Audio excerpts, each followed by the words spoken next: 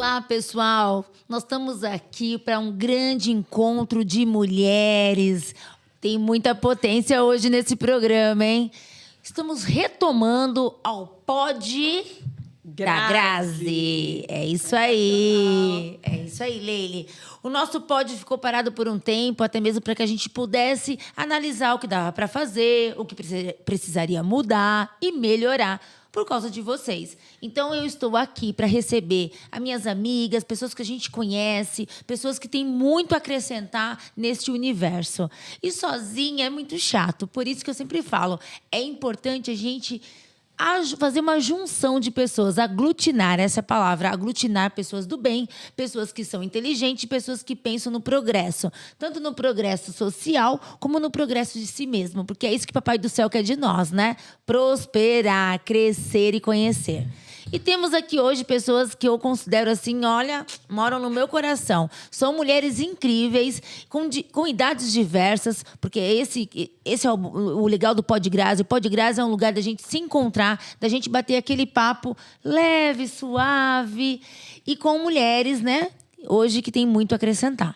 Então, eu vou deixar que elas se apresentem. Claro. É uma honra. Boa tarde, bom dia, boa noite, boa madrugada. Aqui é todos os bons, né? Graças a Deus. Eu estou muito feliz de estar aqui no Pod Grazi. Para mim é uma satisfação muito grande. Aliás, quando se fala de microfone, para quem já me conhece já sabe que eu gosto muito. E as meninas estão perdidas aqui de tanto que eu vou falar. Mas eu sou Leile Camargo, professora de canto, coach vocal, especialista em voz falada e voz cantada. E eu estou tendo a honra de estar caminhando aí já faz alguns meses com a doutora Grazi. Então, claro, obrigada. A honra toda é nossa, né? Obrigada. Não é para qualquer um ter um coach vocal. Então, obrigada, mas é isso. E aí, meninas? Quem é vocês? Vamos lá, quem é a próxima? Daniela! Olá, tudo bem? Eu sou a doutora Daniela Martins, biomédica esteta, docente. E o que me une à doutora Graziela Costa é essa necessidade de transformar esse mundo. E através da educação é uma grande responsabilidade aí que a gente vai enfrentar dentro da sociedade. Muito bem, Dani. Você não quer falar um pouquinho quem é você, minha linda? Mas... É tanta emoção que ela esqueceu de dizer. É? Já falou que você é esteticista? Já engloba. Já acordou um pouquinho de tudo, né? É. Olha, gente, Tá bom, ela olha. diz que é tímida, mas não é não, né, doutora? Ela fala aqui, né? Ela fala aqui, Já né? dizia o meu pai, fala mais que o homem da cobra. Já ouviu esse termo? Também parece ter medo da câmera? Pois tem, é, né? fala. Aí ela falou assim: não, eu tenho que começar primeiro esse jeitinho dela, meio assim. Aí gente. depois Da vai. calminha, Vai né? trabalhando, né? Vai desenvolvendo. Suave. Muito bom. Vai lá, Malu, passamos a bola, a peteca pra você. Tá bom. Bom, eu sou a Malu. É uma grande honra estar aqui, né, nesse podcast que foi muito pensado, muito sonhado. A gente trabalhou muito para que ele pudesse acontecer da melhor maneira possível. Eu sou a Malu, tenho 16 anos e por isso que a Grazi ela falou sobre esses encontros geracionais. Acho que é muito importante para a gente se desenvolver, crescer e tal. Eu sou facilitadora de cursos, formações, workshops sobre protagonismo jovem, sobre liderança, sobre comunicação social na Academia de Liderança da América Latina. Há 2 anos também trabalho com o terceiro setor, projetos sociais, né? Sou Leader Girl Up, que é uma fundação da ONU, e vários outros trabalhos ali dentro dessa parte de desenvolvimento a partir da educação, como a Dani bem falou, e a educação autodirigida. Então, esse é o caminho assim, de atuação. Estou aqui há algum tempo trabalhando com a doutora e está sendo excelente porque ela tem muito a nos agregar, né? Então, isso é maravilhoso. É. Gente, quem segura essa equipe, hein? Nossa! Malu, quando chegar na nossa idade, vai ter o currículo pergaminho. Ela vai ser presidente, querida. Eu acho, você já pensou? Que potência! Ela só tem 16 anos. Eu não me lembro assim, minha idade de 16 anos. Nós estávamos aqui conversando no backstage, 16 anos. Eu ia perguntar, o professor me colocava pra fora da sala. Pelo amor de Deus, acho que por isso que eu sou depressiva, gente.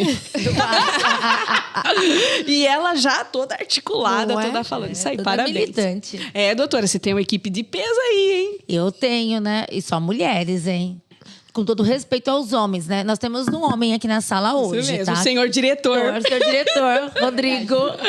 Fica calminha aqui, não pode falar muito mal dos homens hoje, não. É verdade. Mas que encontro, né? Eu costumo dizer que Deus, na verdade, já marcou esse encontro e é concretizado aqui na Terra.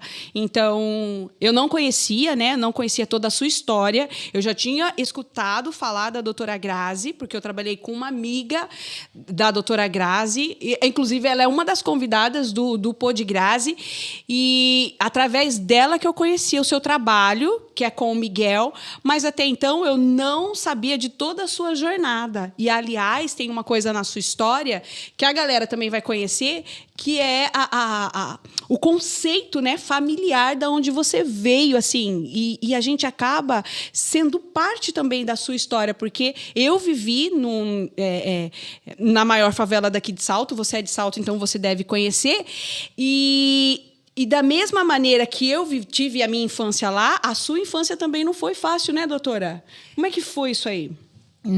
Não foi, não. A gente começa aí, a minha vivência, a minha infância. Eu nasci em Salto, nasci aqui por acidente, que meu pai veio prestar concurso para a Guarda Municipal. Nasci na casa do Walter Ladeira, em 2 cômodos que ele tem lá nos fundos da casa dele, aqui na Prudente de Moraes. Ele alocou para meus pais, nós fomos morar lá. E eu morei naquele lugar por em torno de uns 6 meses. Aí meu pai resolveu ir para São Paulo. Vamos para São Paulo, vou prestar um concurso lá na Polícia Militar. Fomos para São Paulo. E na Polícia Militar, meu pai era estudante. Tivemos que morar no Jardim Ângela. Fomos morar no Cortiço, no bairro do Jardim Ângela, que a maioria ali é uma região de ocupações, né? O meu avô comprou um terreno ali com preço bem mais barato. E naquela periferia onde você encontra violência, né? A falta de infraestrutura. Na verdade, como eu morei em 82, eu fiquei até 90 em São Paulo, 93, mais ou menos, ali no Jardim Ângela. Até meu pai comprou um apartamento, né? E ali era o bairro mais perigoso da América Latina. Então, assim, o índice de assassinato naquela região era muito grande. E realmente, Leila, então quando a gente mora na periferia, a gente se depara com a miséria urbana, a falta de saneamento, a educação precarizada, porque você não tem... Os professores não querem dar aula, né, Dani? Num lugar periférico.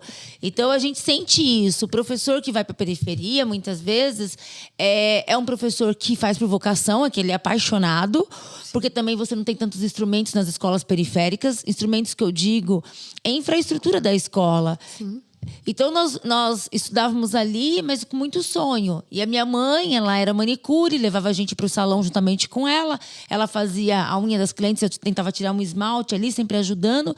Então, a minha família vem de muito trabalho, muita luta e muitos sonhos. O meu pai era um homem ele acordava assim com uma ideia, ele tinha que executar. Sempre trabalhou em 2 empregos. Depois, quando ele passou na Polícia Militar, ele fazia serviço de táxi no dia de folga. E eu cresci vivendo aquilo. A minha mãe manicure, meu pai policial militar, mas que ao mesmo tempo queria crescer na vida, ter outra profissão. E que o concurso para ele era apenas uma base. Quando a gente cresce com esses valores, tem uma frase do Steve Jobs que ele diz o seguinte... querem mudar o mundo e fazem, mas tem que ser louco. Então, a gente tem que ser louco muitas vezes de ter esse ideal, de querer mudar o mundo. Porque mudar o mundo é mudar muitas mentes. Sim. E não é você transformar as mentes como você. É você fazer o correto. Um dos meus ídolos assim, é Jesus Cristo. Porque era um homem desprovido de tudo. Desprovido. Né? Jesus, ele não tinha ganância, ele não tinha vaidades, mas que adorava se encontrar com pessoas, ter seus discípulos e pregar sua palavra e falar para as pessoas e agir. Jesus era um homem que falava, mas agia. Então, tem pessoas que só falam. Eu acho que nós precisamos agir mais. Então, nascer numa pobreza, crescer numa pobreza, fez eu crescer como ser humano. Mas eu precisava conhecer o mundo e explorar esse mundo. O mundo sem fronteiras. Então é isso que a gente busca hoje, né? E vocês são mulheres, para mim, que derrubam muros. Que fazem acontecer. Ai, a Dani é. Claro que eu já vou cutucar a Dani. Né, Dani? Porque eu... Claro. Uai. Eu contei a minha história e você já nasceu assim, bonita, cheia de ouro. Ah, Você claro. acha que os espectadores do Pô de Grazi não tá vendo você cheia de ouro? É pra contar igual a gente conta pros filhos lá em casa, né? Pra valorizar o que eles têm. Aliás, eu acho que mês passado eu tava dirigindo e aí eu falei pros meus filhos, né? A gente também vem, né? Como quase toda a parte da população negra do nosso país, hoje a gente começa a ter acessos. Sempre ressalto, nós somos a primeira geração que começa a ter melhores condições. Então, também... Olha, diretor, desculpa aí, caiu o livro, viu? Aí, ó. Vai. Senhor. Caiu de novo, senhor diretor. Pera Só aí, encostar. eu tenho- Encosta. Aê. Pronto, Na senhor minha diretor. vez. Vai estragar o Quem cenário. sabe faz ao vivo. Pera aí, senhor diretor. Eu pensei nessa planta. Vamos- Vamos colocar o pé de alface. Pronto, pé de Com todo alface, seu respeito, diretor. tá? Quem A fez, gente mas gosta aí de não alface, tava, gente. mas- Alface é importante Pode, comer. diretor, surgiu um alface? Claro que pode. Olha lá, alface. E aí? Obrigada, produção. Então, Como todas nós, você usou uma frase muito legal no sentido assim da gente pensar como refletir, né? Pessoas negras, né? São a primeira geração. São a primeira passando. geração. sim. Então eu falei pro meu filho, né, que a gente morava em 2 cômodos, né? E nós éramos em 4. Então não era um quarto para 4 pessoas. E aí ele me perguntou por quê, né? E eu falei, era isso que a gente tinha. E eu sempre fui uma pessoa revolucionária.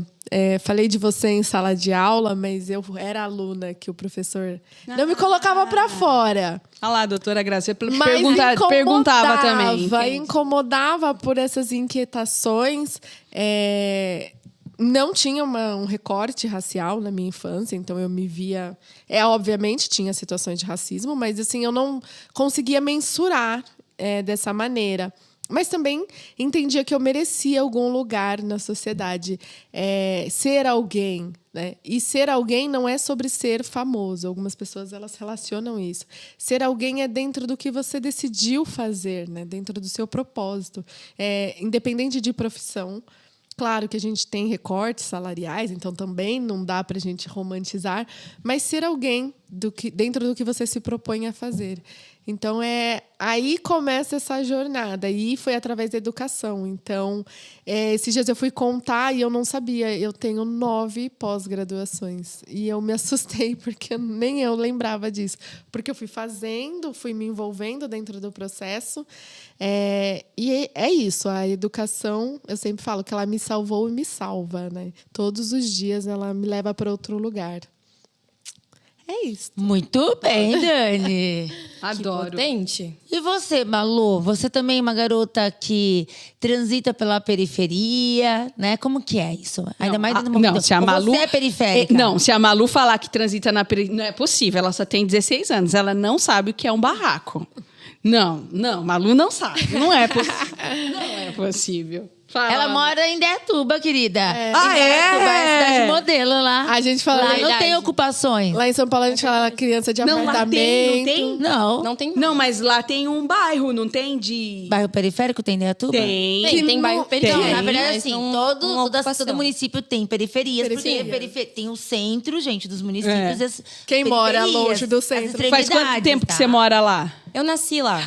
Então... Ai, gente... Conhece. Não, claro que eu vou fofocar. Não, vou querer fofocar. Fofocar. Vou fofocar. Diz que lá tem um bairro que... não sei se pode falar isso, mas eu vou falar. Que uma pessoa, os governantes, não sei como que fala, pegou todas essas pessoas e colocou só nesse bairro pobre. Isso é real? É real, gente. Lenda urbana? Verdade? É. Assim, a gente tem algumas coisas em Indaiatuba. Indaiatuba é uma cidade muito gostosa de se viver. Mas se você vive dentro de um lugar específico, se você está no centro, se você está no modelo que foi construído, né? Então, assim, para mim foi bem difícil, porque eu não nasci nesse modelo. Eu não nasci nessa cidade, nessa estrutura de viver nessa vida perfeita que é o que Indaiatuba pede. Ou passa, né? Ou passa. Transmite. Exatamente, o que transmite. Então, a minha relação com a educação, porque a educação também foi a pauta que assim me transformou, me trouxe até aqui, né, e fez eu estar em todos os lugares que eu estou hoje. Mas foi porque, como a doutora disse, minha família tinha muitos sonhos. Meus pais foram os primeiros a se formarem na universidade. Foram os primeiros, inclusive, a terminarem o ensino médio, né? Então, para mim, sempre tive essa visão de eu preciso fazer, eu preciso estar, né? O meu pai sempre me instigou, ele fez mestrado e foi o primeiro da família dele que se formou, o primeiro que se formou numa pós-graduação. Então, para mim, sempre tive essa oportunidade, esse sonho. Só que eu olhava ao meu redor com as pessoas que estavam nos mesmos bairros que eu, os meus amigos, meus primos, minha família, e não enxergava essa perspectiva, né? Se não fosse os meus pais lutando por mim, falando, filha, você consegue, vamos fazer e tal, eu não teria tido. Então, eu tive chance, eu tive sonho, eu tive a oportunidade de sonhar.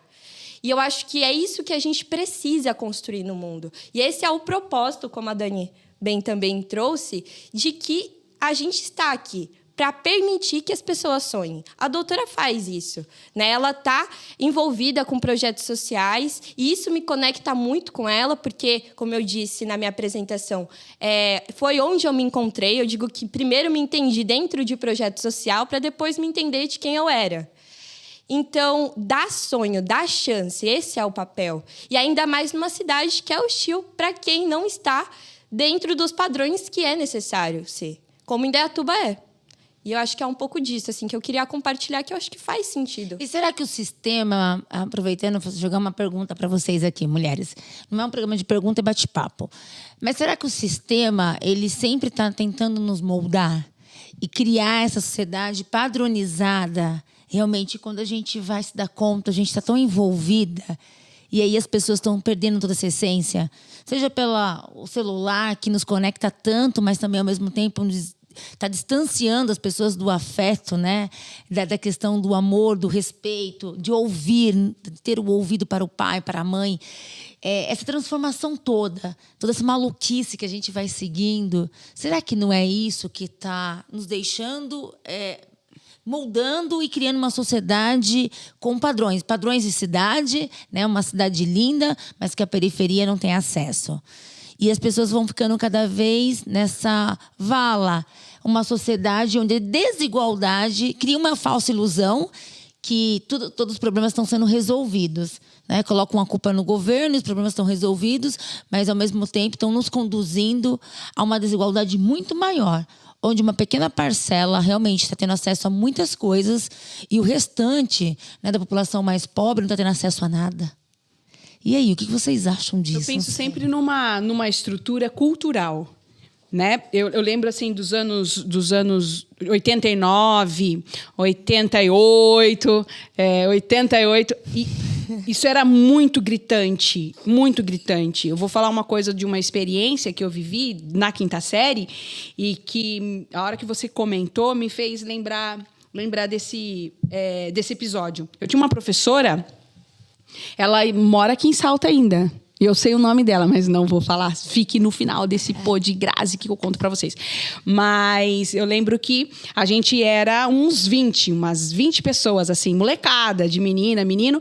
E aí a gente estudava na escola... Vou falar o nome da escola, Leonor. A gente estudava na escola Leonor e a gente chegava e aí a gente queria também atormentar as meninas, né? As meninas, como a gente dizia, filhinhos de papai, mas não era muito filhinho de papai. Chegava num Fiat e já era filhinho de papai naquela época. E aí elas sentavam na frente e a gente sentava atrás. E quando a gente chegava mais cedo para tomar o lugar delas na frente, a professora olhava e falava assim: esses favelados já chegaram, pode trocar de lugar. Esse lugar é de fulano, esse lugar é de Beltrano. Acaba que a gente escuta muito sobre isso e você acaba acreditando que não é possível, aquele lugar não é para você. E aí vem o trabalho educacional familiar dos pais de sempre olhar para você e falar: isso é só um estado de. É um estado de onde meu pai saía para pintar, ele era pintor, saía para pintar, veio também de uma família de Nordeste fazer a vida em São Paulo, porque anos 80 era o que dava. Você quer melhorar? Você saiu... E eu tô falando do Nordeste, de uma cidade típica, que vocês vão saber, eu vou falar agora, que viveu esse tempo de tudo, de pobreza, de sede, de fome, que é Ceará, Fortaleza. O que tem de cearense dos anos 80 para cá que desceu foi muito. E dessas famílias foi o meu pai. E os meus tios ficaram em São Paulo e o meu pai veio para cá.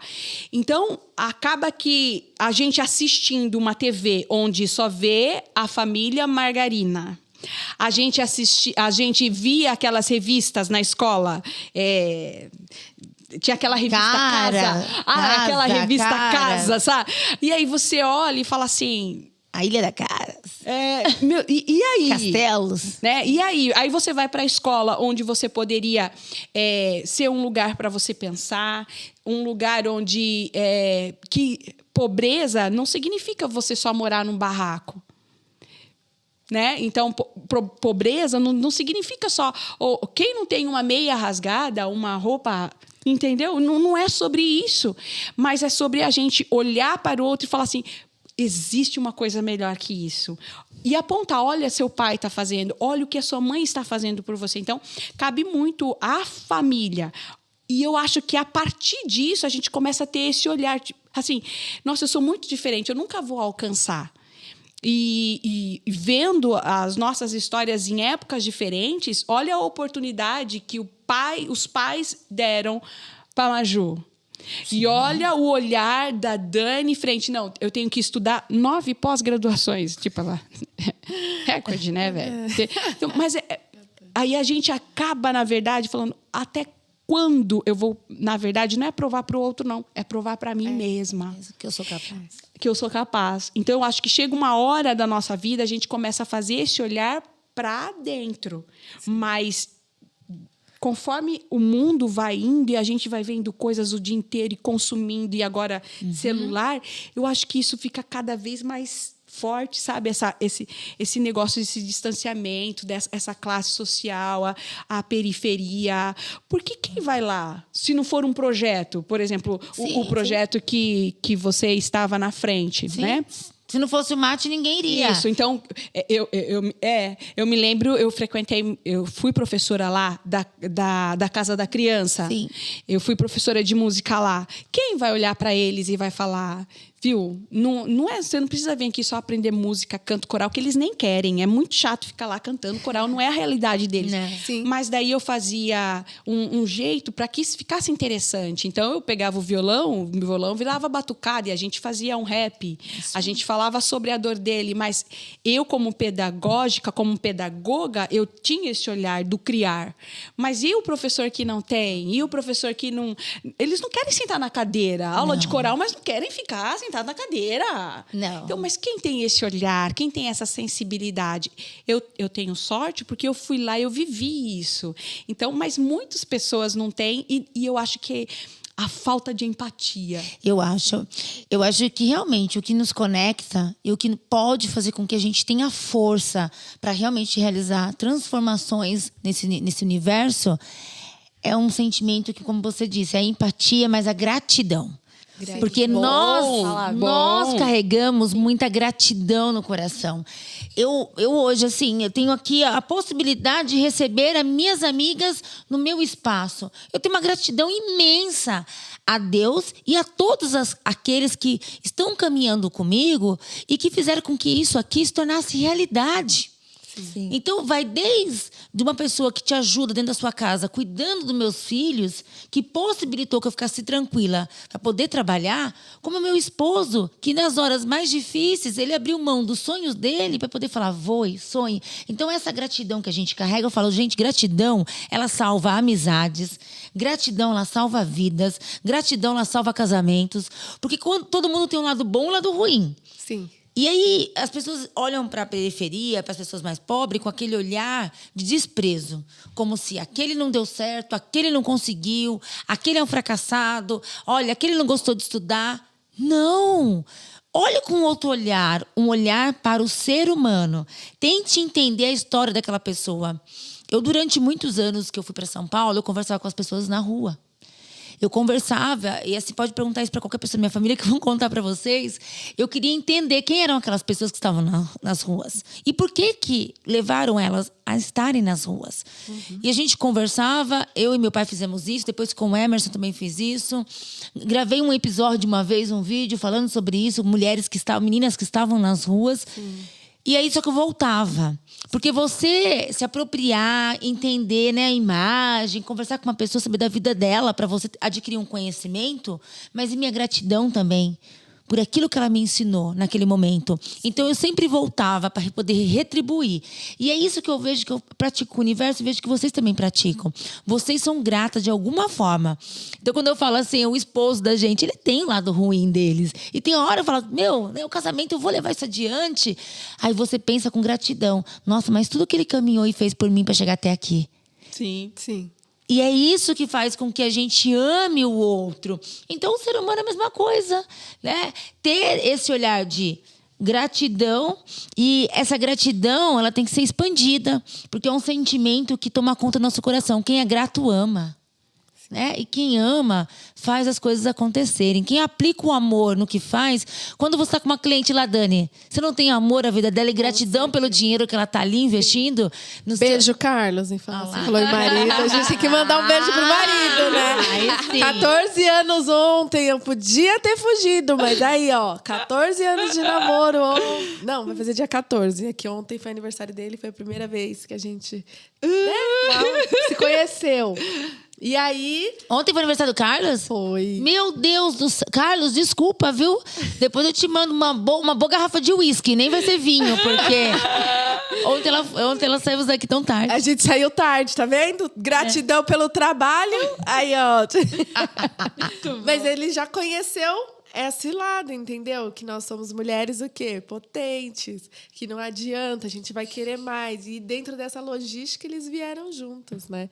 Mas voltando lá nos afetos do ser humano, eu tenho vários recortes, né? Tem hora que você fala, não, vamos viver, vamos jogar fora tudo, não vai dar certo. Mas aí vem, acho que a docência traz muito isso. Um aluno falando, professora, obrigada. Porque, gente, não é fácil, vocês sabem, ser docente. E não estou falando por questões salariais. Mas estar numa sala com muitos alunos, você impacta. E eu acredito que todo mundo aqui tem a história com um professor, né? Porque nós estudamos em escolas públicas. E eu entendo o lado dos professores, que não é um ambiente fácil também. Mas tem aquele professor que te olha de um jeito que te faz sonhar. Que fala, não, você tem potencial. E a gente precisa de pessoas assim no mundo, né? Então, eu levo muito a sério a docência. Eu trabalho com seriedade nas coisas, mas, para mim, a docência... Eu sempre falei, eu não vou entrar em sala para fazer qualquer coisa. E o dia que não fizer mais sentido, eu não entrarei. Porque é muita responsabilidade na vida das pessoas. E a gente trazer esses afetos. Porque se fosse dar a matéria, gente, seria a coisa mais fácil do mundo. Mas aí vem esse afeto, esse despertar. Será que eu não estou olhando coisas dentro desse sistema? Quando fala sistema, eu lembro dos Racionais MC. Nem escuto rap, não sei falar uma música deles. Mas eles sempre falam dessa questão do sistema, de ser visto, não ser visto, das pessoas em condições, né, em situações difíceis e o que a gente pode ajudá-las, né? Obviamente financeiramente, mas às vezes uma palavra, você pode, uma indicação de curso, uma possibilidade. Eu acredito muito nisso. E aí tem a Malu, né? Maria Luísa, gente, estou inconformada, porque se com 16 anos está assim, né? Falo, gente, o que eu tava fazendo? Ela é braba, hein? O que eu fazia com 16? Ela é a Greta brasileira. É a Greta, a gente fala em off. No off, a gente é Greta. É que ela ainda talvez não desabrochou totalmente. A hora que essa garota descobrir que ela tem uma Greta dentro dela, ai, coitado dos políticos. Ainda bem que eu já sou sua amiga. Eu acho que o ponto que a Dani e as meninas trouxeram sobre o amor, eu acho que ele é o fundamento, né? Quando a gente fala sobre transformação, não tem como a gente tirar o caminho da compaixão, que é o amor mais puro. E além desse olhar de desprezo que se tem com as pessoas que estão em periferia ou alguma situação de vulnerabilidade social, também há um olhar de pena, de dó. Ai, coitadinho, ai, que não sei o quê.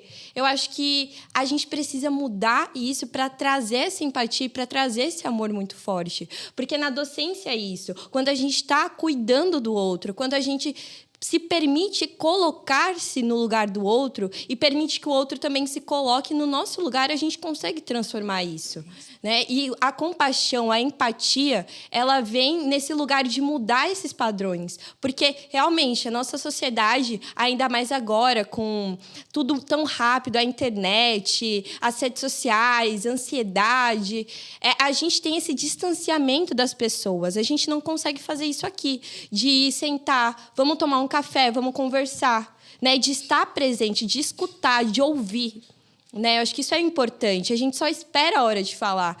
Então, como mudar isso? Como transformar essa realidade? Muito por esse lugar da empatia, da escuta ativa, de estar presente, né? De entender que o que o outro tem para nos oferecer é um presente, né? E a gente também está dando presentes para o outro. E aí cabe a ele receber ou não. E aí, transformar esses padrões vem de você permitir o outro ser ele mesmo e ser você também. Eu acho que a autenticidade ela é um caminho importante. E, a partir disso, a gente coloca tudo no nosso coração, o que a gente estiver fazendo. Então, se eu faço isso porque eu amo, eu vou fazer 1000 vezes melhor. E porque eu amo. Olha aí, gente, divertidamente tá espalhando o sentimento em todo lugar. É verdade. É verdade. Ai, Agora eu vou perguntar. Antes isso que o ódio, né? Porque a briga entre amor e ódio, né? Que seja divertidamente. E eu vou perguntar, tem uma curiosidade. Graziela Costa, às vezes eu falo assim. Ela já sabe. Rufa os tambores, a gente não pode rufar aqui, gente. O diretor briga. Por que direito? Porque direito era uma indignação que surgiu em mim. Eu cursava educação física, já contei essa história para algumas pessoas. Essa eu não sabia. Tá Você não vendo? sabia? Não, tá vendo? Nossa, você precisa tomar mais vinho comigo lá em casa. Leva eu. Levo todas. Não, a Dani não. A Dani não. A Malu não pode. A Malu, né? pode. Não tem 16 anos. É verdade. Pode. E então eu cursava curso de educação física na PUC. Eu tinha um sonho de fazer jornalismo e ciências sociais, tá? Começou por aí. Eu era muito estudiosa, mas dentro das minhas condições.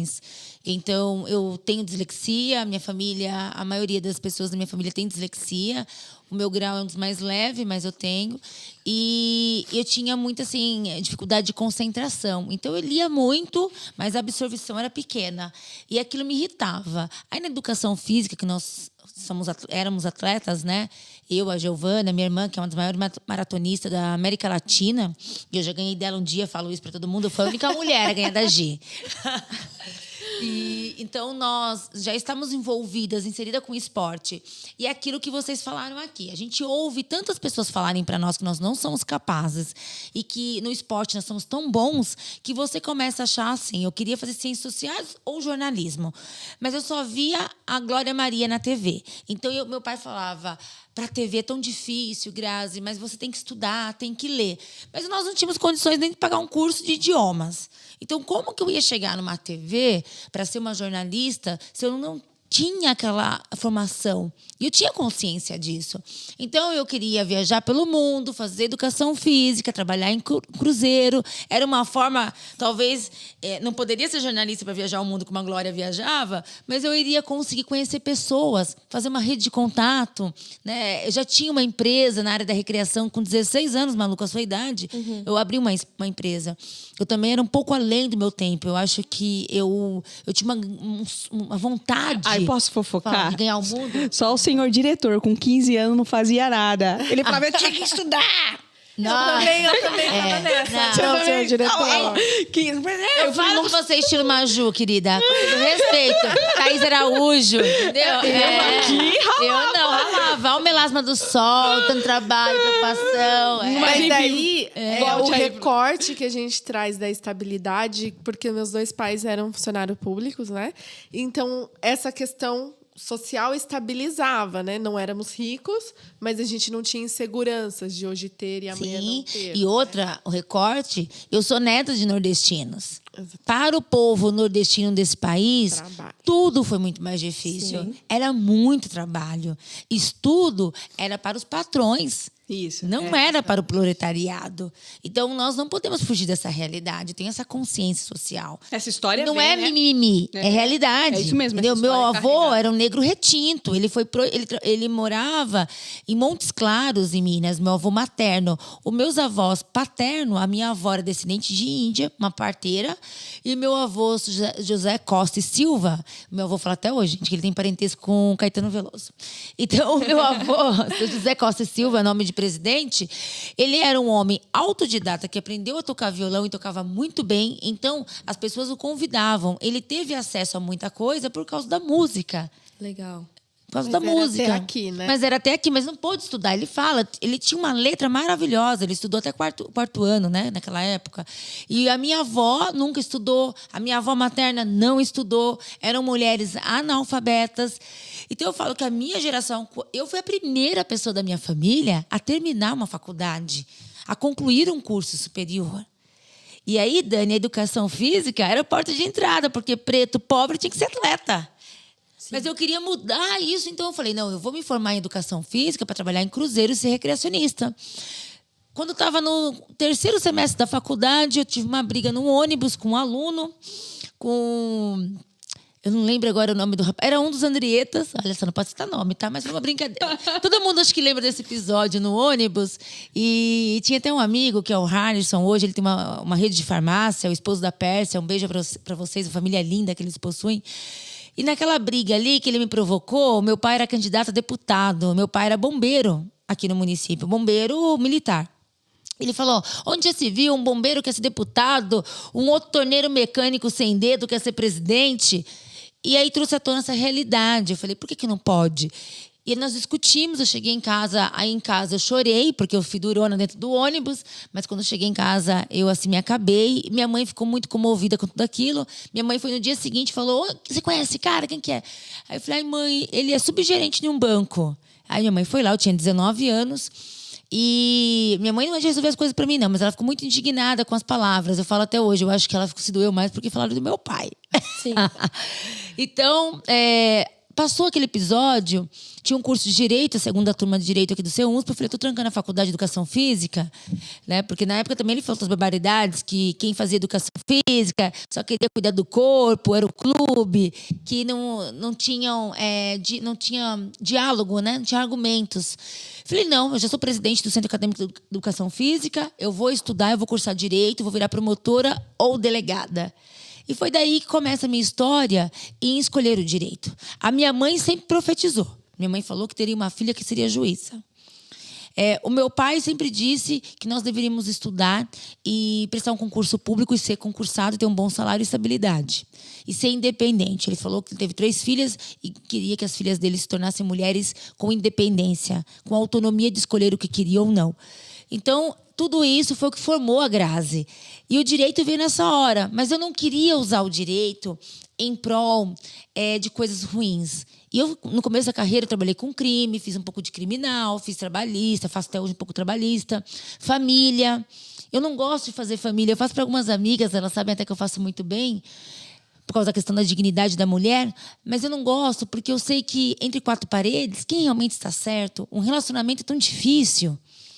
E tem mulheres, lógico, que vivem um relacionamento abusivo, com certeza. Mas eu acredito que o advogado que advoga nessa área, ele precisa também ter um pouco de psicologia. Ele precisa ter uma pós, sabe, em psicologia, entender um pouco mais tanto o lado masculino como o lado feminino, que é importante, que são universos distintos, mas que numa prática jurídica você precisa utilizar. É a vontade de fazer a justiça social. Acho que tudo aquilo que eu já enfrentei na vida, o direito poderia ser um mecanismo de transformação. E realmente ele foi. né? Eu trabalhei em várias áreas, trabalhei também na prefeitura, eu fui assessora jurídica em Indaiatuba, aprendi muito, fui assessora jurídica em Salto, fiquei praticamente os 4 anos. Ali eu aprendi a lidar com contratos, licitações, processos administrativos, processos que envolvem a fazenda pública. Fui cursar uma pós-graduação em Direito Público. Conhecimento. Com conhecimento eu falei, não. Quando eu entrei na área da saúde, que foi também assim um acaso na minha vida, eu comecei a trabalhar para os autistas. E quando eu me vi, eu estava com várias famílias já de autista, tendo que ingressar com processos e tudo mais. Veio uma garotinha, eu era conselheira tutelar, fui conselheira tutelar com a Leile, eu era conselheira tutelar. E uma criança, a mãe me procurou, porque a filha dela estava, naquele momento, na UTI, no hospital, porque a criança tinha tentado suicídio. A criança tinha tomado vários remédios com 9 anos de idade, porque o pai não a visitava. E ela tinha uma doença muito grave, e ela queria só a presença do pai. E quando aquela mãe veio, me trouxe isso, eu fui ao hospital, vi a criança, e falei para o Emerson, meu esposo, nós estávamos já casados, primeiro ano de casados, vamos visitar a criança no final de semana? E nós fomos visitá-la. Nós tivemos uma amizade muito linda com aquela menina. Para mim foi um anjo que apareceu na minha vida. Ela precisava de um aparelho. E através, o Fábio Calçados, o Fábio e a Fátima vieram me procurar para poder ingressar com ação para conseguir o aparelho da criança. Aí eu falei, eu já conheço essa criança, pode deixar que eu vou fazer. Foi a primeira ação que eu assinei. Eu estava no escritório do André Rinaldi, nós assinamos em conjunto. E ao final do processo, eu coloquei reportagens de crianças que precisavam de medicamentos, de aparelhos. Era uma área que não era ainda explorada. Isso foi em torno de 2012. A juíza sentenciou o processo, me parabenizou na ação, a juíza da Vara da Infância. Eu fiquei muito feliz e honrada, porque eu fui conselheira tutelar, e como conselheira tutelar se apanha muito da Vara da Infância. Ainda mais quando você é uma conselheira que faz acontecer, né? Quando não tinha local no abrigo, eu levava para casa de amigos para poder cuidar das crianças até o dia seguinte, até o judiciário resolver. Mas as crianças estariam longe de qualquer tipo de violência, insegurança. Então, assim, dentro desse contexto, a Grazi entrou no direito para poder, com o caso da Mariana, com essa sentença, que eu tenho ela guardada até hoje, foi o que motivou eu entrar para a área da saúde. Aí vieram os autistas, mas foi através da Mari. E a Mari, no dia do falecimento dela, foi a última visita que ela teve. Olha, eu só tenho o nome da criança. Foi a última visita que ela teve, foi a minha e do meu esposo. Então, aquela criança, ela foi um anjo que conduziu minha vida, ela mudou minha vida. Eu falo, são sinais. A vida, ela nos dá sinais. Agora, basta a gente querer mudar. E muitas vezes nós não queremos. Se eu não tivesse dado ouvido ao meu coração naquele momento, que eu estava indignada, que o direito poderia ser uma forma de eu dar voz, mesmo sendo dislexa, eu teria que estudar mais, eu teria que ler muitos livros. E hoje, para escrever, eu tenho uma capacidade de interpretação, de indução, de comoção dentro dos meus processos, além da lei, né? A aplicação da lei. Que faz um diferencial, que muitos juízes já me conhecem só pela forma como eu escrevo. Se tiver um parágrafo meu, eles já sabem que é da Graziella. Então, eu acho que eu caí no lugar certo, na hora certa, no momento certo, mas pela bondade, pelo amor e compaixão para com o outro. Nós usamos uma palavra aqui desde o início que foi muito bonito, que foi o servir. E eu estava conversando com uma pessoa que inclusive, ela foi no meu podcast e ela fala muito, muito lindamente sobre isso. Sobre essa nossa trajetória no mundo e por que a gente veio. E ela falou que muita gente não entende o que é essa palavra, ser. Ser é quando você olha para dentro de você e tem algo ali que só você nasceu com aquilo e, de repente, durante o seu percurso na vida, você não entende muito. Mas quando você vai em busca dele, desse ser que ilumina, você deixa isso vir à tona e isso vem o servir. E quando você coloca isso à disposição do outro, desse ser vir à tona, é através disso que vem os resultados depois, do valor, do resultado financeiro também, porque ninguém aqui a gente não está falando simplesmente só de caridade. Aliás, a praticar a caridade, a primeira coisa é você dar e depois você receber. Essa é a lei. Então, todo o tempo nosso aqui, a gente está rodando disso. né? Da paixão pela educação. Uma troca. Uma troca. É o você deixar vir à tona. Eu, graças a Deus, eu não tive essa questão do meu pai olhar para mim e falar assim, não, tem que, não sei o que lá, tem que trabalhar, registrado. Eu não tive essa cobrança na minha casa, né? Então, a Malu até me fez uma pergunta nos bastidores, como que eu fui parar na música? E eu disse para ela que, na verdade, eu não sei explicar, porque eu não escolhi, eu fui escolhida pela voz, eu fui escolhida pela música. Eu nasci o sistema religioso, existiu um lado que eu tive que cuidar, mas eu nasci em cima de uma cadeira cantando com microfone. Eu tenho foto com 6 anos em cima de uma cadeira cantando, falando. Então, eu nunca saí desse caminho, dessa vertente de comunicação e oratória. Mas, conforme a doutora falou sobre os sinais, eu sempre me permiti muito fazer essa trajetória. Então, em todos os lugares que eu passei, eu olhava e falava assim, mas como que a música vai dar certo aqui? Porque, assim como o professor de educação física, a gente olhava e falava assim, mas qual é a sua profissão? Não, professor de educação física. Não, professora de música. Não. No cartório, gente, eu fui falar, eu sou musicista. Ela falou, não, é sua profissão. Eu falei, não, eu sou musicista. Então, as pessoas falam, como que você vive de música no Brasil? Na verdade, a música ela é só um viés, porque aí a gente olha a nossa trajetória, era um curso de educação física, que foi para a advocacia, que foi N cursos, que foi N pós, que teve antes de tudo isso. Ela já era empreendedora com 16 anos, cara, como assim? Tinha uma empresa como que chama aqueles brinquedos de... Recreação. Então, cara, olha isso. Então, eu olho hoje a trajetória e falo assim, cara, como que eu coloco voz em tudo? Igual nós estávamos conversando aqui. Porque eu deixei o ser vir à tona. E quando a gente olha isso, a gente olha e fala, cara, quem que é a pessoa? A gente estava olhando a doutora Graziella falar aqui, não dá vontade de ficar só assim, ó. E ela falando, né? O senhor diretor estava assim, ó. A doutora Graziella. Porque é muito gostoso a gente olhar e dentre tudo isso, se respeitar. E como a palavra, né, tem poder. Tem. Sim. Tudo. Né? A voz é palavra. Como a palavra, a gente tem poder, porque olha a chance que eu, a Dani, você também, a Malu está tendo, de mudar vidas. Assim, você tem a chance de estar perto de uma pessoa e falar, cara, vai dar certo. Não, vai lá. Olha que chance, né? Então, é muita responsabilidade. Olha que responsabilidade o Podvoz. Podcast, Podgrazi. Calma, eu vou acertar. Calma, diretor, não briga. Podgrazi. O diretor já gritou aqui no ponto, gente. É Podgrazi. Calma, diretor. Podgrazi. A chance de mudar, né? A palavra. Sim. Quantas lições boas aqui.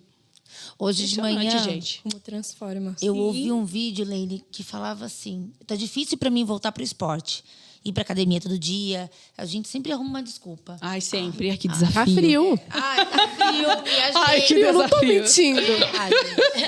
Uma coisa tão importante e que a gente Gostoso. Deixa por terceiro plano. Sim. Eu, pelo menos, não, eu vou tentar ir à noite. Não, eu vou de manhã, não. Aí eu coloco o tênis na mochila. A mochila tá dentro do carro. Nem vou lembrar. E hoje eu assisti um vídeo dos 8 hábitos, né? Tem até um livro. Sim. Então, ele falou assim, deixa o tênis já de frente com a sua cama. Deixa o tênis ali, ó. Você vai acordar e vai colocar o tênis. E comece indo buscar o pão. Faz uma caminhadinha, depois você dá a volta no quarteirão. Daqui a pouco você está correndo e trazendo o pão pela manhã. A mesma coisa com o relógio, né? Ele falou uma coisa tão importante, a hora. Nós estamos acostumados a falar assim, deixa eu tocar mais uma vez. E quando for 6 horas, eu acordo. Né? Você programou para acordar às 5h30. Mas a vida já ganhou de você 1 ponto para a vida, porque você não foi obediente a ela. Você não foi obediente ao seu propósito. Colocou para acordar 5h30 e vai levantar às 6 porque falou que queria dormir mais 30 minutos. E muitas vezes a gente perde a hora nessa. Eu já perdi um avião por causa disso. Aí é maior a despesa. Já perdi um avião por causa disso. Olha o Emerson. Então, aí o que eu penso, a gente, às vezes, está dando oportunidade para quem está jogando contra nós. e não seguindo o nosso propósito de vida. Atrasando, né? Atrasando, porque se seu propósito é crescer, e que eu digo crescer, nossa, sou um profissional já ímpar. Mas eu quero atingir esse patamar, porque é uma coisa diferente que ninguém consegue fazer. Porque foi isso que eu pensei a primeira vez. Nossa, eu quero ter uma empresa jurídica no ramo de direito e saúde e eu só conheço 2 pessoas que fizeram dessa forma. Como que eu vou fazer? Falei com o Emerson, uma conversa, assim, tomando um vinho em casa à noite. Ele falou, primeira coisa, pontua tudo que nós precisamos fazer. E eu pontuei. Dentro daquele ano, eu tinha que concretizar aquelas metas. Então, é isso. Correr agora é minha meta, viu? No próximo Pode Grazi com vocês, eu já estarei correndo, se Deus quiser. Mas, primeiramente, eu que Olha! minha vergonha na cara, né? Compromisso público! Exatamente. Giovana. Mas eu tô falando que é isso, entendeu? A vida é propósito. Sim. Propósito. Então, assim, vocês têm propósito? Aqui as mulheradas têm propósito. Eu acho que você tem até um amigo para correr. O senhor diretor, mas não gosta de uma academia. Brevemente vocês vão conhecer o senhor diretor, tá? Você acha que eu não ia tirar essa palhinha com você hoje aqui? Gente, já que a gente tá falando de relação, família e tudo mais, eu tenho uma curiosidade aqui que eu quero fazer uma pergunta pra Malu. Porque ela tem idade pra ser minha filha. Minha filha também, acho. E aí, eu fiquei pensando, porque a gente sempre quer que o filho voe, que o filho seja inteligente, né? Que o filho tenha essa autonomia toda. Mas quando eu conheci a Manu, eu me vejo nela, mas assim, com 19 anos, já que eu fui morar sozinha também e tal. Não com 16. Aí eu fico pensando, com 16, como que a sua mãe e seu pai reagem a tudo isso? A esse vulcão dentro de casa? Eles não morrem do coração, não? Eu quero verdade. Muito bons, né? Gente, como que é ser pai da mãe da Manu? Próximo Vamos ligar, podcast. vamos fazer os pais. Pode Grazi, traga os pais da Vamos trazer Malu. os pais da Malu aqui. A gente devolve a pergunta aqui, ó. Mãe, como que é lidar comigo aí dentro de casa? Conta pra mim. Bom, Terapia. Não, eu acho que ela fala assim, coloca o arroz antes do feijão. Porque o arroz antes do feijão, ele traz tal benefício. É bem por aí, viu? Porque é vegana. Eu acho. Ovolato lá vegetariano. em casa quem faz a comida sou eu. Assim, aí eu vou colocando a comida pra minha Sou mãe. eu. É que eu coloco, assim, os legumes, né? Pra introduzir na dieta deles. Porque lá em casa, gente, é difícil, viu? Porque quem come direitinho lá, quem vai pra fazer os esportes é eu. Ô, gente, vamos acordar, ó, 5 horas, vamos pra academia. Não, vamos correr, vamos comer, não sei o quê. E aí minha mãe, nossa, Malu, essa hora? Pelo amor de Deus. Mas, assim... eu acho que família é a base, né? E a minha mãe e os meus pais, eles me apoiam muito no sentido de eu ir atrás, correr, como você falou. Mas eu acho que assusta um pouco também. Né? Você é Assusta. única? Não. Filha única? Não. Já pensou, Dani? A Alice? Volta pra casa, só Deus sabe a hora? Não, mas é 18 tudo anos. comunicado, tá tudo certo.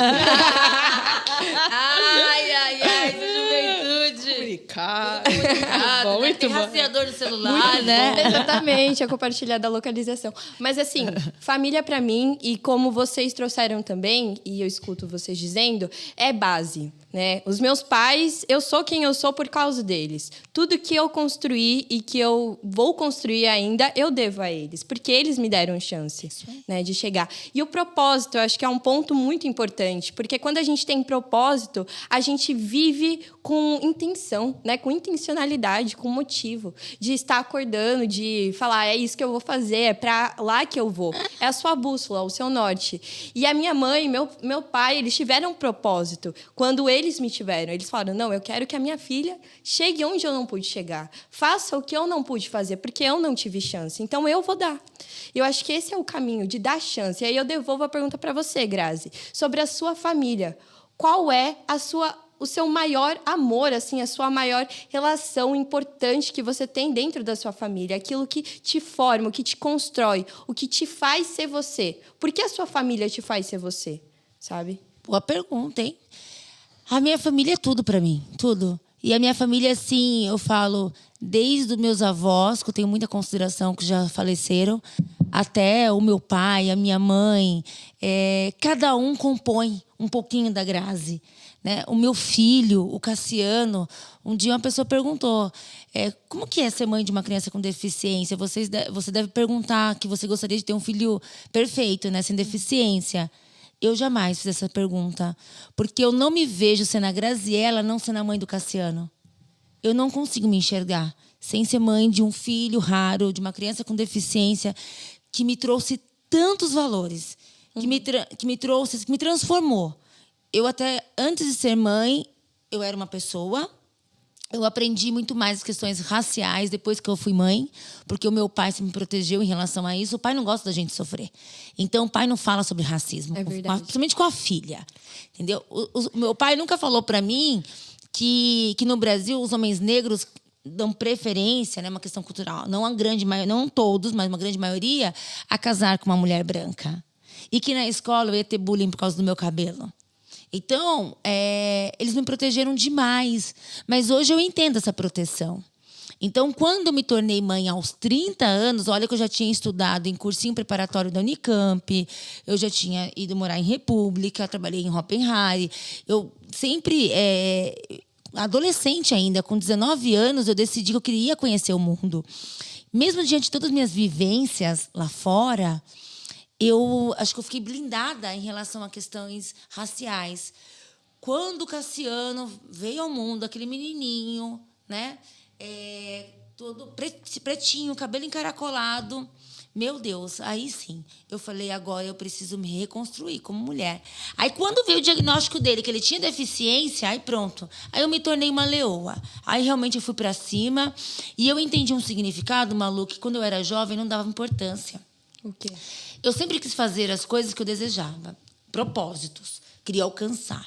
Mas o dinheiro, para mim, não tinha a mínima importância. E por isso eu gastava mais, não dava importância a ele, não dava o valor necessário e eu fazia o meu trabalho por qualquer bagatela. Por qualquer valor eu estava trabalhando assim, né? Era recreacionista, pagava um pouco menos, eu aceitava porque eu estava trabalhando. Quando veio o diagnóstico do Cassiano, que daí eu tenho que lutar pelo medicamento de 350 mil cada ampola, que na época, quando o Cassiano teve o diagnóstico, o medicamento dele anualmente custaria R$2.500.000. Eu falei, gente, aí que eu me deparei com o valor do dinheiro na vida da gente. Que eu precisaria trabalhar para conquistar e ter o recurso para poder prover ao meu filho. E aí eu entendi que também para uma sociedade.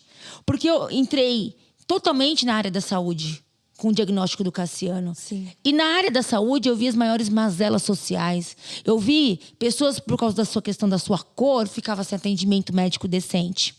Que existia preconceito até mesmo no atendimento médico.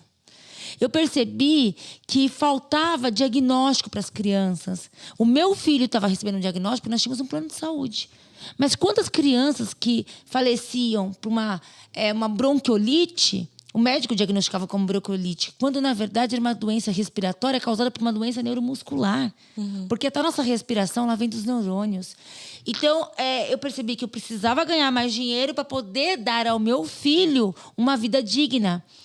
Para poder conceder a ele, um garoto deficiente preto, uma escola legal, uma educação melhor. Não porque escolas públicas têm uma educação precarizada, muito pelo contrário, não é isso. Mas é que eu precisava encher ele de conhecimento. E hoje a nossa educação querem desmantelá-la. Então, realmente, você tem uma escola pública, mas que não tem acessibilidade. Aí como que eu ia colocar o meu filho que não conseguia subir uma escada numa escola cheia de degraus? Sim. Eu tive que procurar uma escola acessível. Como que eu ia colocar o Cassiano numa escola onde os alunos não têm uma educação sobre o bullying? Como aconteceu com um garoto lá em Santos, que ele apanhou dentro da escola, que, né, bateram tanto, espancaram a criança, que a criança veio a óbito. Não, uma escola que não tem segurança, as escolas públicas nossas não têm segurança. Então, a mãe acaba sendo uma leoa protegendo. E essa proteção, ela, às vezes, ela vai até ultrapassando certas coisas. A gente erra pelo excesso, né, Dani? A Dani que também tem seus filhos. Depois veio a Zípora na minha vida, mas eu falo para você que a minha família, ela é tudo. Ela é minha base, ela é minha fortaleza. E eu falo, a família, eu sempre tento ajudar os meus, no que eu posso. Então, a Graziela, além de ser advogada, empresária, hoje eu sou como se fosse a mãezona da família. A minha família, qualquer um que precisar de alguma coisa, eu estou à disposição para poder ajudá-los. Porque é a única forma de eu agradecer. E como meus avós não estão mais vivos, eu preciso cuidar dos meus tios também. E aí eu penso assim, os meus filhos vão precisar cuidarem um pouco de mim. Porque eu quero ser amada, né? Eu quero ser uma idosa amada, eu não quero ser uma idosa odiada, largada, sozinha. E é isso, entendeu? E aí é uma conjunção. Por isso que eu falo pra você, eu não pensava no valor do dinheiro. Hoje eu penso, sim. Porque eu tive que desfazer de tanta coisa para tratar o Cassiano. Eu vendi terreno, nós conquistamos algumas pequenas coisas e tivemos que desfazer. Porque o sistema público de saúde não tinha essa oferta. Eu pago um convênio hoje super caro pro meu filho, porque ele recebe medicamento num hospital que é um dos únicos que tem um centro cirúrgico adequado para ele poder fazer essa infusão. O médico dele agora montou uma equipe, porque se o médico dele faleceu, não tinha outro médico que pudesse atendê-lo. E o médico do meu filho não atende pelo SUS para fazer esse procedimento. Sim. Então é isso, olha, é você ter uma família, o valor das coisas que a gente vai conquistando em ser partilhado, né? O valor que tem de conhecer as coisas e você estar com as pessoas que você ama. O valor que tem tudo isso aqui para nós. A gente está aqui hoje com pessoas agradáveis, pessoas boas, pessoas que eu confio e pessoas que eu gosto. Porque na casa da gente você pode entrar quem a gente gosta, viu? Isso aí. Casa da gente é sagrado. Mas agora você vai sossegar. Fala boa aí, fala não, agora você vai sossegar e já fez muito por essa sociedade. Inclusive, a sociedade está conhecendo e retomando essa história, porque já existia o Pod Grazi, né? A gente só está retomando. Mas então agora você vai sossegar, né? Vai cuidar só do Cassiano, da Zípora, do maridão e vai para Maldivas. Ficar tranquila. Lá vem ela com essa ideia. Você acha que quem tem 3 mulheres assim ao lado e um grande marido vai sossegar? Não dá pra sossegar, né?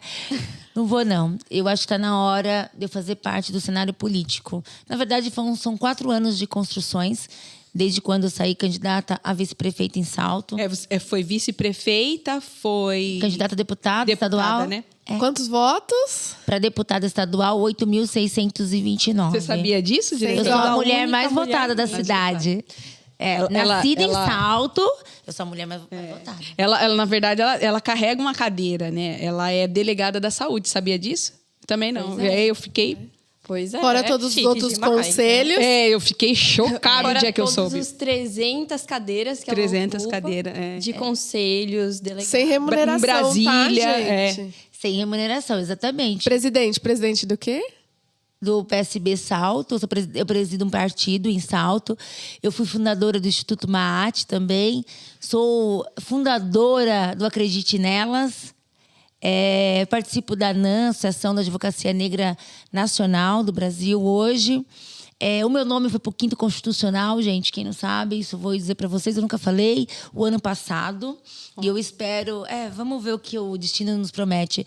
Mas por causa do meu currículo, foram selecionadas advogadas negras do Brasil. Nós fizemos a inscrição, né? Existe também um chamamento. Sim. E eu nunca tive nenhum apontamento nesses 14 anos como advogada. Tem um limite ali, você tem que ter 10 processos em cada área, com trânsito julgado. Então, hoje são mais de 6.700 processos que o nosso escritório possui nesses 14 anos. E a nossa meta é chegar aos 20 anos com 20 mil processos. Então, essa é a nossa meta. Isso é o Graziela Costa Advogados. Porque de uma empreendedora de recreação, eu me tornei uma empreendedora jurídica. Eu sou responsável, na verdade, por 3 CNPJs. Então, o do Partido Municipal, eu sou responsável pelo CNPJ do meu escritório em São Paulo, tá? Que é uma filial na Paulista, lá no 777. E sou responsável pelo CNPJ do escritório em Salto. E nós fundamos o Instituto Maat, que agora eu não estou mais na presidência, está a minha irmã, mas isso se trata de responsabilidades. É assumir um protagonismo de fato e fazer acontecer. Acreditar e falar, eu posso fazer acontecer? Eu posso. Então, hoje eu tenho essa possibilidade, através do escritório, daquilo que a gente foi construindo, e como a Lely falou, meu objetivo não era ser uma advogada de sucesso. Meu objetivo era ajudar pessoas a servir a sociedade.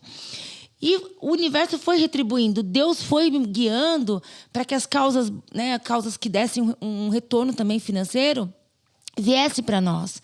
E foi uma coisa muito natural, é até hoje. Mas eu falo para toda a minha equipe, atenda com amor, atenda com dedicação.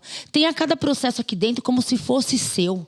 Atenda cada paciente como se fosse seu filho e faça o seu melhor. Porque é isso que as pessoas esperam de nós. E ser advogada, gente, é uma missão tão difícil no Brasil. Eu fico 10 anos com o processo, Leile.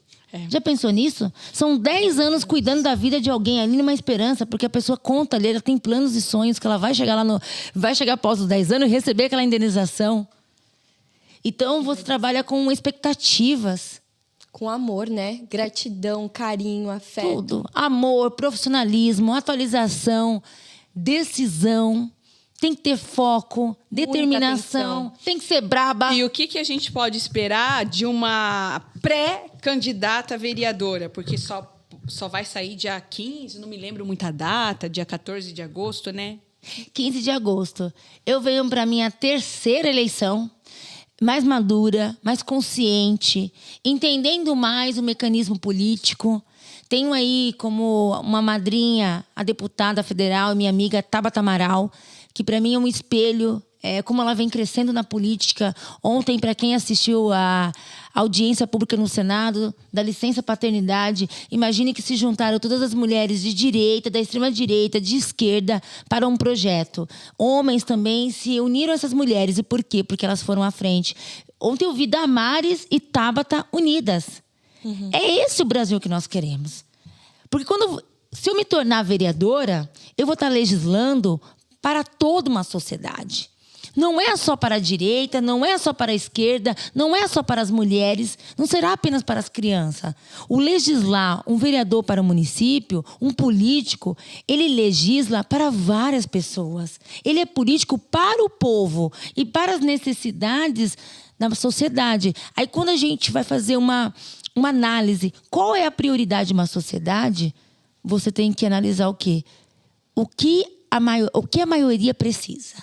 Não é o interesse individual. Porque se fosse interesse individual, como disse a Leila, eu estaria em Maldivas. Eu não estaria aqui. Entendeu? Não, eu fico ouvindo vocês. A gente tem 5 minutos, o senhor diretor falou, para encerrar. Não pode acabar. Vai terá o segundo, gente. Nós nem falamos ainda sobre TPM. Vai ter o segundo Podgrazi. Eu fico ouvindo vocês e eu acho que vai aparecer várias caras e bocas, porque aí surgem várias perguntas. Se eu perguntasse tudo que eu pensei, não ia ter. Então pergunte. Mais. Você falando, eu fiquei pensando no que nos uniu, né? A política nos uniu. E não é um ambiente que a gente vê tantas mulheres.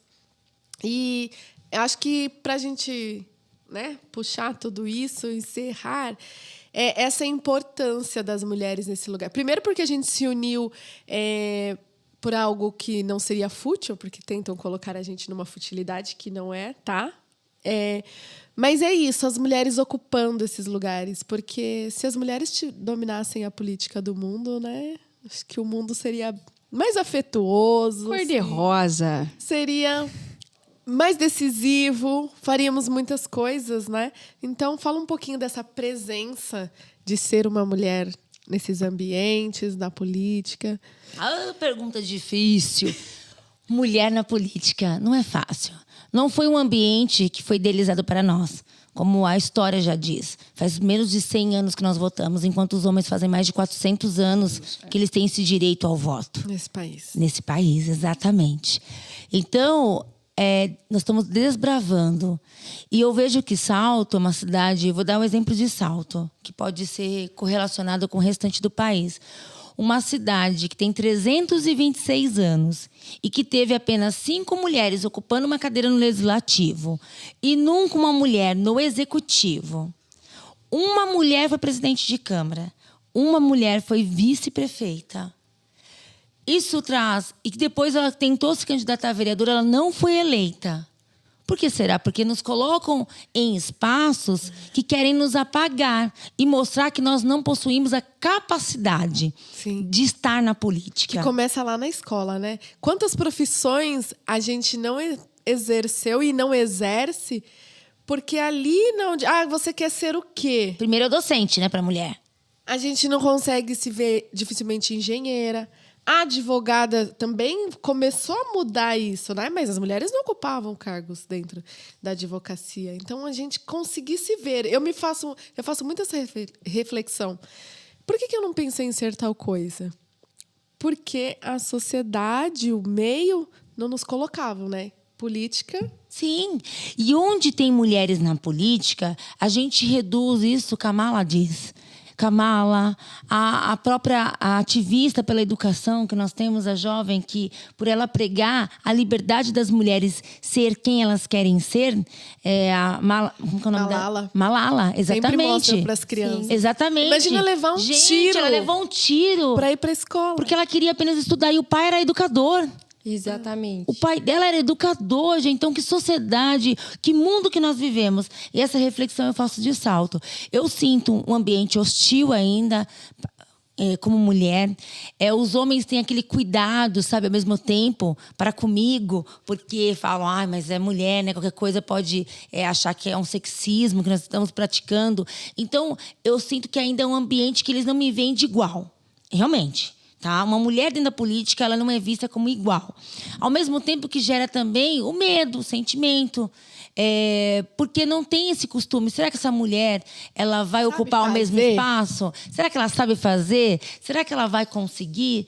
Então, eu vejo várias interrogações onde eu passo dentro da política, mas eu tive a sorte de estar num partido, na verdade, né? Estar com pessoas competentes, como políticos que abraçaram o meu propósito, estão me alavancando. Eu digo alavancando, não é bancando, não é dando dinheiro, não. Porque política não é para ganhar dinheiro. Por isso que eu tenho um trabalho. Política é missão. Meu trabalho é advocacia. Aqui é meu ganha-pão, tá? Paga minhas contas. A política, não. E eu acho ainda que os políticos ganham muito pouco pelo trabalho sério, quando realmente são sérios no que fazem. Tá? Porque imagine ser prefeito de uma cidade para você ganhar 20 mil reais. Cuidar de uma população de 130 mil habitantes, com seriedade, com competência, sem dormir. Pelo amor, não é verdade? Não, entendeu? O salário de um juiz é bem maior do que isso. Então, eu falo que política não é profissão, política é missão. Eu vejo que, nesse ambiente, eu venho como uma missionária para representar o povo, para tentar fazer o diferente, para tentar fazer o que... Diferente, não. Para tentar fazer o que é devido. O que deveria ser feito não é feito. Então, estamos aí, é uma inserção realmente. Eu vou derrubando muros a cada dia. E, infelizmente, não é batendo na porta, é metendo o pé na porta, tá? Na política. Porque se eu não tivesse sido firme, eu não estaria presidente de um partido hoje. Eu não teria ido para a convenção partidária e ter sido candidata a deputada, porque tinha homens tentando conquistar a cadeira junto comigo de ser candidato. Sim. A briga começa para ser candidato. Cada partido ele tem um grupo. Então, cada partido hoje em Salto vai ter 12 pessoas competindo a vaga para vereador. Então, cada grupo, cada partido, ele tem que ter 12. Agora, existem as confederações que juntaram partidos. Mas isso aí é para um outro podcast, que daí eu explico um pouco mais sobre o mecanismo político para vocês. Precisa. Mulher precisa entender de política, mulheres. Com propriedade, para falar igual Isso você aí. tá fazendo. Precisa. E aí vocês vão ficar ligadinhos aqui no Pod Grazi, né, Grazi? Oh. E aí a gente vai, conforme os podcast vai indo pro ar, vocês vão entendendo um pouquinho aí desse lado político, que é muito bom e que é, sim, lugar para a mulher. Posso agradecer? Deve! Vamos agradecer, pro meu pai, pra minha mulheres. mãe, pra você. Pode agradecer. Por favor, agradeçam, meninas. Agradeço a participação e a oportunidade. Talvez você não saiba, mas eu acho que quando a gente começa a criar a consciência, e por ser uma mulher preta, a gente não tem como não fazer esse recorte. Você vai falar sempre. Todas as vezes. Enquanto a gente ainda não tiver em equidade, a gente vai falar. Então, talvez você não saiba que você representa para muitas mulheres pretas a possibilidade, a oportunidade. E é cansativo, sim, e quando a gente cria essa consciência, porque aí você deixa de ir só por você. Você tem que representar muitas outras. Então, todas as vezes que uma mulher preta te vê, ela acredita, ela sabe que ela pode ir a algum lugar, que existe um caminho de reconhecimento social. Pode ser cansativo, mais uma responsabilidade, né? Mãe, Aí eu choro. É tudo isso. É pré-candidata, mas é isso. Todos os locais que você ocupar, você vai levar isso e aí é abrir portas. Então, a gente agradece e continue. Obrigada, Dani, obrigada. Sim, e nesse sentido que a Dani traz sobre você ser a pessoa que mostra para as outras que é possível, eu acho que vou adicionar mais um recorte ao seu, de ser uma mulher negra e jovem, porque é um recorte que a gente não tem perspectiva, não tem possibilidade.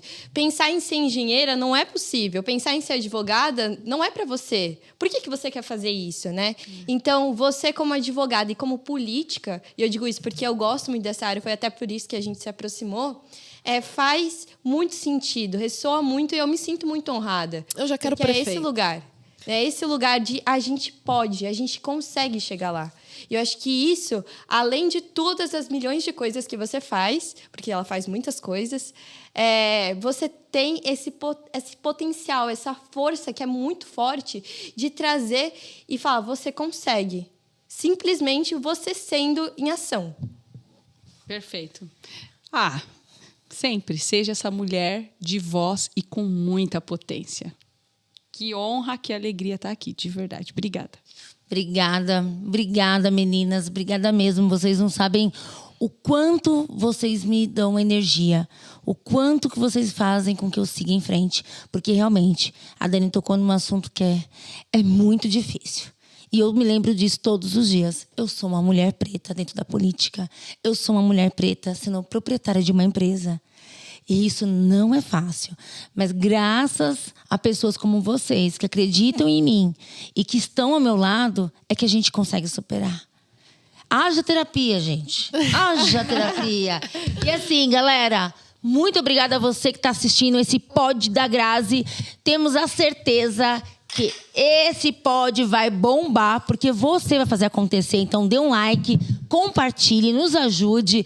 Nosso produtor, ele tá aqui, olha, nos acompanhando. Ele quer sucesso nesse pod. E nós vamos ter sucesso. Por quê? Porque aqui é propósito, querido. Você já cuidou da sua saúde hoje? Já correu? Já caminhou? Não? Faça um exercício. Cuide da sua saúde, da saúde de quem você ama. Yeah!